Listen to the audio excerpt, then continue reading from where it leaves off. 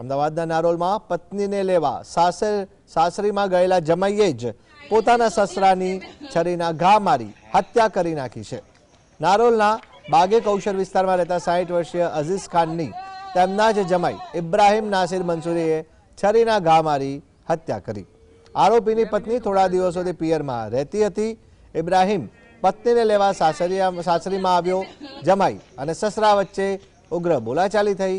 શરૂઆતમાં આરોપી ત્યાંથી નીકળી ગયો, પરંતુ અડધો કલાક બાદ પોતાની માતા નફીસા અને પિતા મુસ્તફા સાથે પરત ફર્યો। ઘરની બહાર ઊભા રહી ગાળો બોલી ઝઘડો શરૂ કર્યો હતો। ત્યારબાદ ધક્કામુક્કીમાં સસરા જમીન પર પડી ગયા અને આરોપીએ છરીથી છાતીમાં ઉપરા છાપરી ઘા ઝીક્યા હતા।